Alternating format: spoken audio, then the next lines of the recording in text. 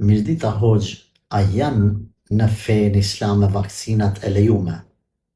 Sidomos për fëmijët që tash i marrin lloj vaksine. Mirdita motra.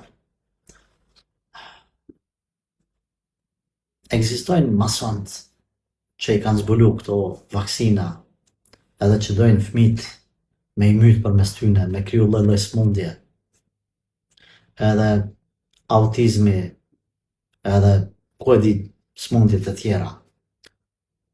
Konspiracionistët kështu kishin me tu përgjigj. Une kështu nuk po të përgjigjem. Allahu Gjeleshanu ka thënë në Koran, pyetni ekspertët e asaj lëmie për lëmine e caktume. Unë nuk jam ekspert i mjekësisë. Pyetni mjekët. As ata që pretendojnë se din të msheftën mrapa mureve, se qysh kanë bo plan këta, e qysh kanë bo plan ata, e me shkatru dunjon, e me bo kështu me bashtu. Themi, Allahu i lartësuar, se cëllin e kalon për zanatin e vetë.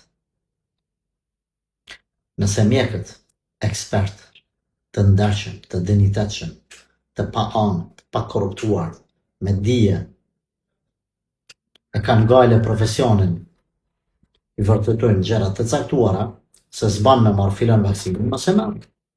Nëse ata thojnë ban me marrë, merre. Allahu të ka obligu vetëm me fakte.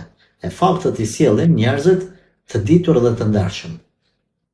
Më thonë, përveç që më kon i ditur, më kon i ndershëm, më kon trim. Mos më tut me e thonë të vërtetën. Jo më korruptu. Për një vaksinë me mshet gojnë, se të kanë dhënë parë ose po tutesh. Këto jo mbetet ke përgjithësi e mjekët, jo tonë. Unë thamë, ne duhet të shkojmë mrapa këshillave, përgjigjeve, fetvave, kështu quhet në gjuhën e shariatit, të mjekëve ekspert, të dinitetshëm, të ndërgjegjshëm, trima burra. Çu thojnë ata? S'ka problem. Nëse ata thojnë se janë të dëmshme, dalim edhe na themi. Ama themi po thojnë mjekët, filan mjeku. Nëse nuk ka të tillë, atëherë na themi, mjekë çu thojnë. Le na marrin ata në qafë. Nëse na marrin, se ata janë përpjes për këtë lëmi. Prandaj, e fundit që duhet me i ndëgju janë ata që flasin për konspiracione. Është tepru kjo gjë. Është tepru kjo gjë. Prandaj, mos i ngoni shumë ata se ata dojnë me ta pro punën që as buk më smau edhe me bleni kanop edhe me rujt. Ku me ditë kur me var vetën. E dini ku a pandemisë e tjere që i kanë bërë njerëzit. Rëni rahat në kaderin Allahut Azza wa Jall.